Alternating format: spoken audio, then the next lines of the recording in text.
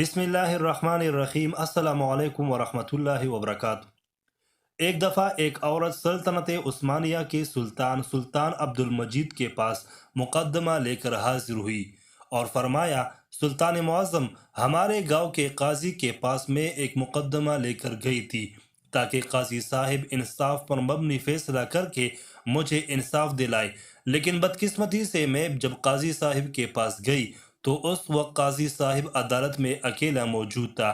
قاضی صاحب میرے حسن کو دیکھ کر پاگل ہو گیا اور اس نے مجھے بدکاری کی دعوت دی۔ میں ایک نیک اور پاک باز عورت ہوں اور میں نے قاضی صاحب کی دعوت کو ٹھکرا دیا۔ پھر قاضی صاحب کہنے لگا، اگر تم نے میری بات نہ مانی تو میں فیصلہ تمہارے حق میں دینے کی بجائے تمہاری مخالفت میں دے دوں گا اور اس کے نتیجے میں تمہیں بڑی سزا ملے گی۔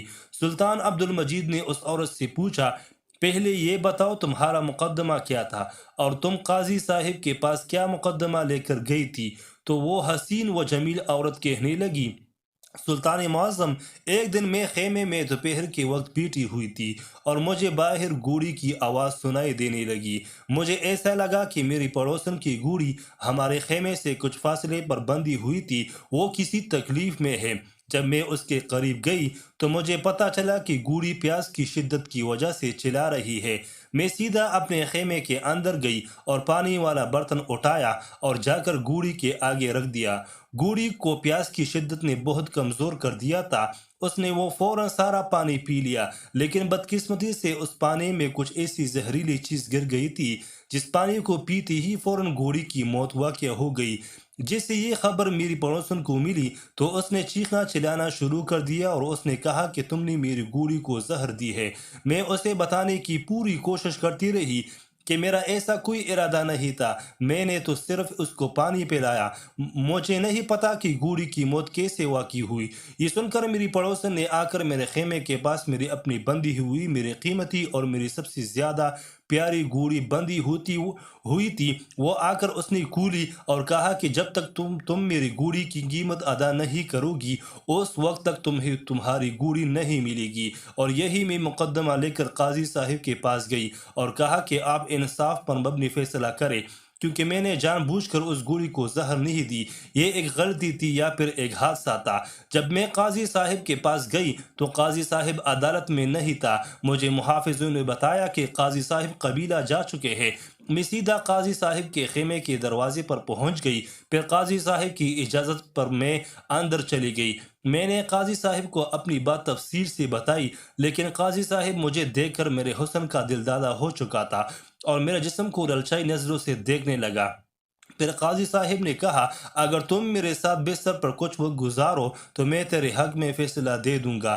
جب میں نے اس کی دعوت قبول نہیں کی تو اس نے خیمے کا دروازہ بند کر کے مجھے رسیوں سے باندھ کر اور میرے منہ پر کپڑا باندھ کر میرے ساتھ زبردستی زنا کیا۔ جب میں خیمے سے باہر نکلی اور چلانے لگی کہ قاضی صاحب نے میرے ساتھ زیادتی کی ہے تو الٹا اس کے سپاہیوں نے مجھے دھکے دے کر وہاں سے نکال دیا۔ میرے پاس انصاف لینے کے علاوہ اور کوئی چارہ نہیں تھا، اس لیے میں بڑی مشکلوں سے آپ کے سامنے حاضر ہوئی ہوں۔ یہ سن کر سلطان عبد المجید نے کہا کہ تیری بات بالکل درست ہے، لیکن تمہیں اپنا فیصلہ کسی شہر کے قاضی کے پاس لے کر جانا چاہیے تھا، نہ کہ ایک سلطان کے پاس۔ میرے پاس اتنا وقت نہیں ہے کہ میں آپ کی مقدمے کو حل کر سکوں، لہٰذا میں قاضی کو پیغام بھیجوا دیتا ہوں کہ وہ انصاف پر مبنی فیصلہ کرے۔ یہ سن کر وہ عورت گڑ گڑانے لگی اور کہا، قاضی صاحب، کبھی چور چور کو پکڑتا ہے، کبھی مجرم مجرم کو پکڑتا ہے۔ یہ سن کر سلطان نے کہا، نہیں۔ تو پھر وہ عورت کہنے لگی، سلطان معظم، اب آپ ہی بتائیں کہ ایک قاضی دوسرے قاضی کی مخالفت میں کوئی فیصلہ دے گا اور دوسری طرف ایک عام عورت؟ یہ سن کر سلطان معظم نے فرمایا کہ اگر ایسی بات ہے تو میں خود ہی تمہارا فیصلہ کر دیتا ہوں۔ دوستو، یہاں آپ کو سلطنت عثمانیہ کے عظیم سلطان کے بارے میں بتاتے چلوں۔ آپ سلطنت عثمانیہ کے 31ویں سلطان تھے، جنہوں نے 2 جولائی 1839 عیسوی کو اپنے والد محمود ثانی کی جگہ تخت سلطانی سنبھالا۔ ان کا دور حکمرانی قوم پرستوں کی تحریکوں کے آغاز کا زمانہ تھا۔ سلطان نے عثمانیت کے فروغ کے ذریعے قوم پرستی کو روکنے کی ناکام کوشش کی، حالانکہ انہوں نے نئے قوانین اور اصلاحات کے ذریعے غیر مسلم اور غیر ترک اقوام کو عثمانی معاشرے میں ضم کرنے کی بھرپور کوشش کی۔ انہوں نے مغربی یورپ کی اہم سیاسی قوتوں برطانیہ اور فرانس کے ساتھ قریبی تعلقات استوار کیے اور انہیں اتحادیوں کے ذریعے روس کے خلاف جنگ کریمیا لڑی۔ 30 مارچ 1856 کو معاہدہ پیرس کے ذریعے سلطنت عثمانیہ کو یورپی اقوام کا باقاعدہ حصہ قرار دیا گیا۔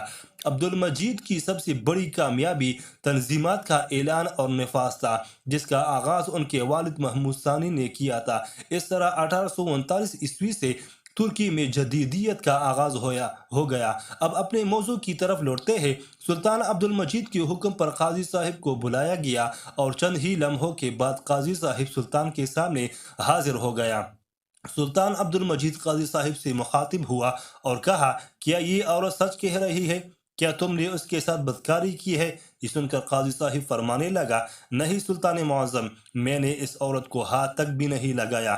پھر سلطان نے کہا، ایسی کیا وجہ کہ تمہارے ساتھ اتنے سخت الفاظ کیوں بول رہی ہے؟ اس کی پیچھے حقیقت کیا ہے؟ جب سلطان عبد المجید نے قاضی صاحب کے دلائل سنے تو اس نے کہا، سلطان معظم، یہ عورت میرے پاس مقدمہ لے کر آئی۔ میں نے اس عورت بات پوری توجہ اور تفصیل سے سنی اور میں نے یہی فرمایا کہ میں دوسری طرف کی بھی دلائل سنوں گا اور گواہان کی گواہی کے بعد اس مقدمہ کا فیصلہ ہوگا، اس لیے تم کل صبح میری عدالت میں حاضر ہو جانا۔ یہ سنتے ہی اس عورت کے تیور بدلنے لگے اور اس نے کہا کہ تم نے اگر میری حق میں فیصلہ نہ کیا تو میں تمہیں بدنام کر ڈالوں گی۔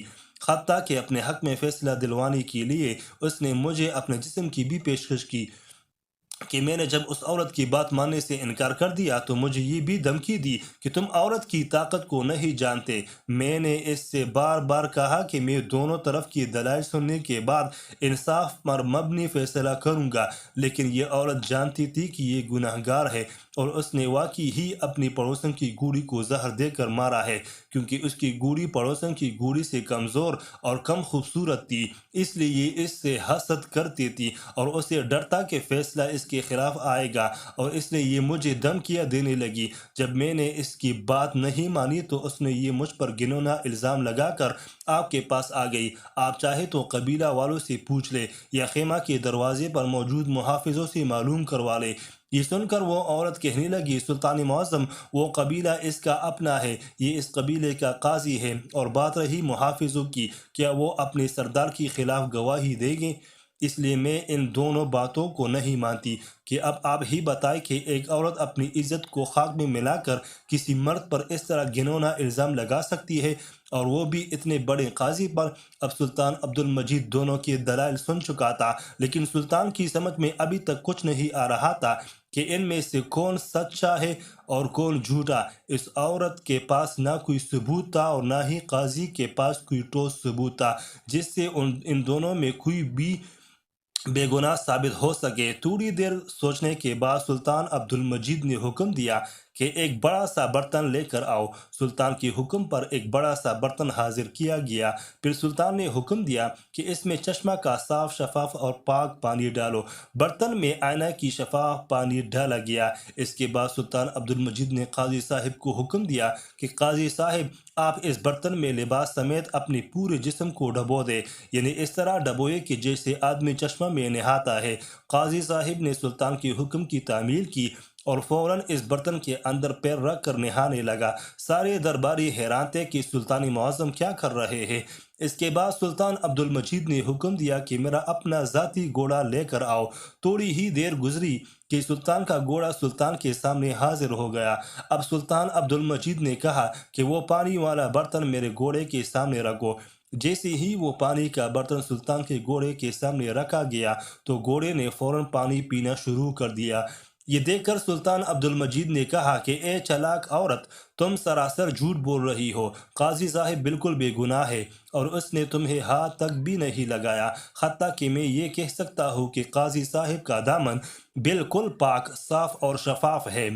یہ سن کر تمام درباری بڑے حیران ہوئے کہ ایک برتن میں نہانے اور گھوڑے کے پانی پینے سے کیسے پتہ چلا کہ قاضی صاحب بے گناہ ہے اور عورت گناہ گار ہے۔ تو یہ سن کر ایک وزیر بول پڑا، سلطان معظم، آپ کو کیسے پتہ چلا کہ قاضی صاحب بے گناہ ہے اور یہ عورت جھوٹ بول رہی ہے؟ تو سلطان عبد المجید نے کہا کہ میرے گھوڑے کی یہ خاصیت ہے کہ یہ نجس پانی کو منہ نہیں لگاتا، پینا تو دور کی بات ہے، اور اگر قاضی صاحب نے اس کے ساتھ بدکاری کی ہوتی تو یہ پانی نجس ہو جاتا، اور گھوڑا اس کو کبھی منہ نہیں لگاتا، اس لیے یہ عورت سراسر جھوٹ بول رہی ہے۔ اس کے بعد سلطان نے اس عورت کو کہا کہ اپنے الفاظ میں تم سچ سچ بتا دو، ورنہ تمہیں ایسی سزا ملے گی کہ تم اوروں کے لیے نشان عبرت بن جاؤ گی۔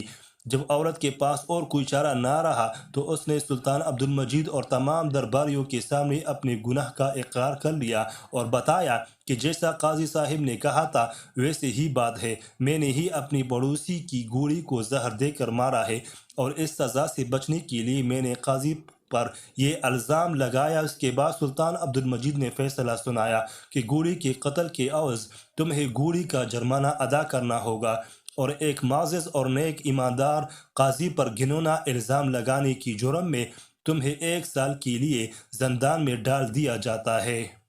اس ویڈیو کو لائک کریں اور چینل کو سبسکرائب کریں۔ شکریہ۔